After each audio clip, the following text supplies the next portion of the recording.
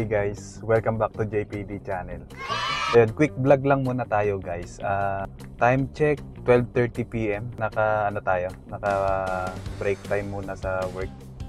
Tapos na rin kumain guys. So, mag-review lang tayo nung try lang natin yung bago nating binili sa TikTok shop sa online. Ito pakita natin. Telesin Universal Tube Clamp. Parang sa tingin ko kasi magagamit siya sa POV driving natin. Dito siya nilalagay guys. Pero pwede rin siya sa mga bicycle. Pakita natin yung mga picture. Pwede rin siya sa motor. Doon ko siya nakikita. Pwede siya sa action camera. Pwede rin siya sa cellphone. Dahil yung action camera natin, iyan yung ginagamit ngayon. Try muna natin siya sa cellphone ko. And yan, gamitin natin yung mga dati sa tripod. Basta meron siya ditong butas. Yan yung gamitin natin. Yan. Pwede na siya. So yan, ipakita natin yung laman. Yan yung laman niya guys. So, testingin natin.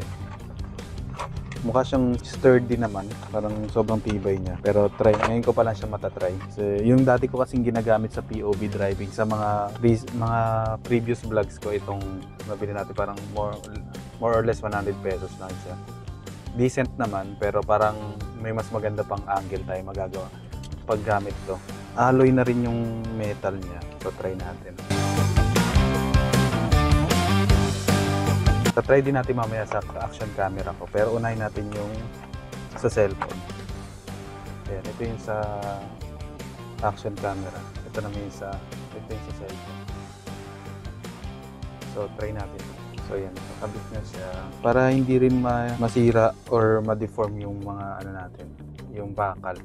Ito kasi natin siya ilalagay. Meron siyang parang gasket na goma. Try natin.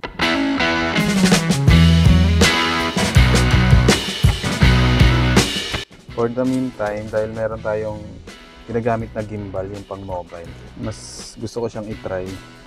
Ito muna guys, bago yung normal lang na mount. Ito, DJI na gimbal natin. Madalas ko itong ginagamit guys pag mga cinematic shots. So, set up lang natin guys. So, yun. Didikit na natin ito sa magnetic.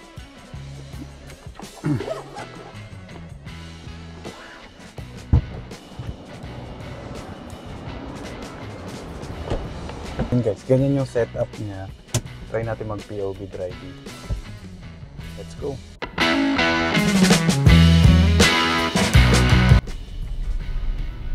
Ayan. Ang gamit natin is yung DJI na Osmo Mobile and yung iPhone natin. So kita siya dyan guys. Pakita natin dyan. Ikot na natin tong buong site. May oras pa naman. Ganyan yung itsura niya ng POV. Try natin sa mga susunod nating mga vlogs. Yun. Ang next natin guys is yung tawag dito. Yung mga ganitong handle lang. Yung galing sa tripod natin or sa monopod. Kasi may butas naman siya. Try natin. Mas maliit naman yung stand. Pakita rin natin yung magiging result ng POV kapag yun yung ginamit. Kasi ayan, iba't ibang angle naman yan. Try natin kung ano yung mas better.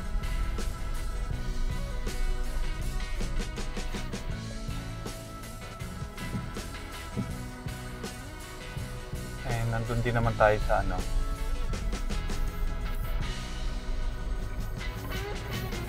so mas convenient tayo.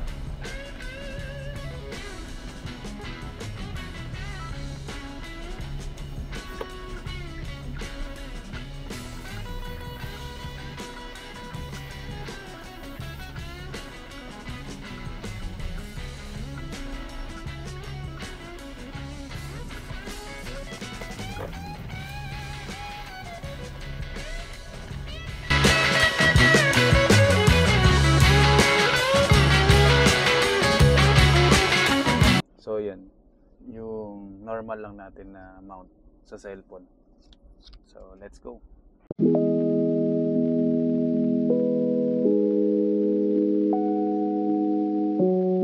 Ayun guys, gamit natin yung standard mount. Yan, try natin. Ikot tayo sa sa labas ng property. Ayan, ganyan yung itsura guys. Naka ultra wide angle tayo, so naka 0.5.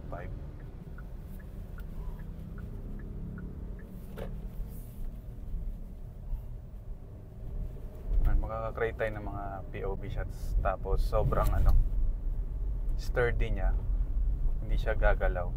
Make sure lang tama yung pagkakalagay, kasi kapag sobrang nadiinan yung mount, kasi sobrang siya parang makaka-deform siya ng bakal. So tansyahin nyo lang guys, kasi yung baka ma-deform naman yung tubular nung sakyan natin, nung upuan. Kaya yan, tansya natin.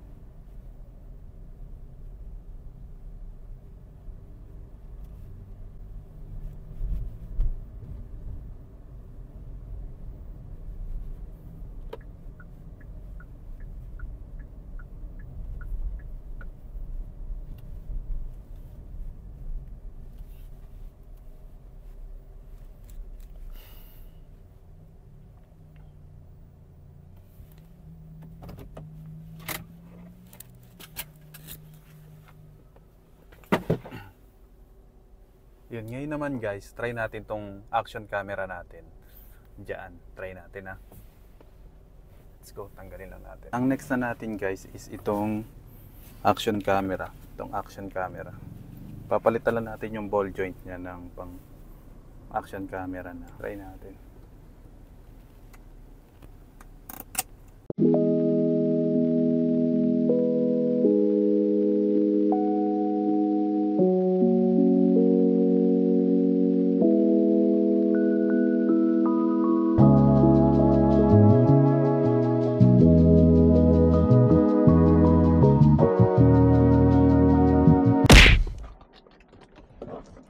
Ayun guys, try natin to.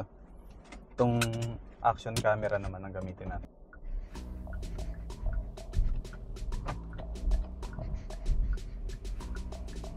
Ayun.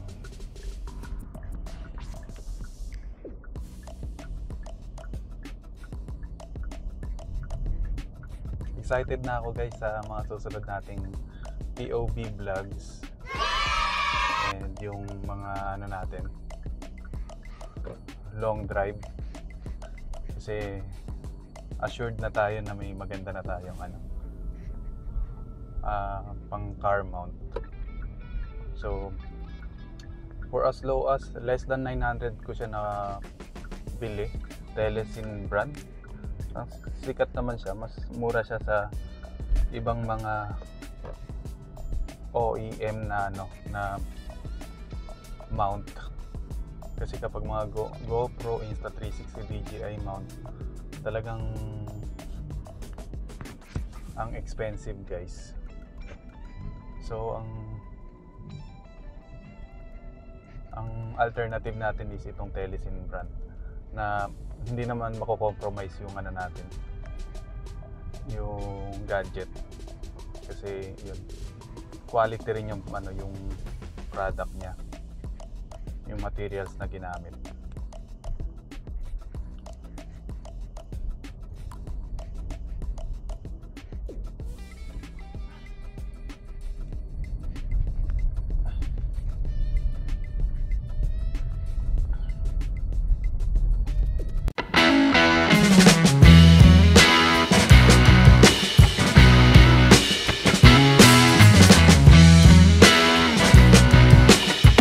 Guys, yun na. Salamat sa pagsama sa ginawa nating quick vlog about sa bago nating nabiling car mount dito sa pang POV driving natin. Ayun, kayo na lang pumili guys sa tatlong options natin sa POV ko ano yung mas maganda. Pero sa mga series of vlogs natin, gawin natin yun, iba-iba ko ano yung trick natin. Pero yun, salamat ulit guys sa pagsama. Kapag meron pa kayong accessories na pang natin, suggestion nyo or parang recommendations nyo, please comment down below guys. Salamat sa pagsama. Bye bye!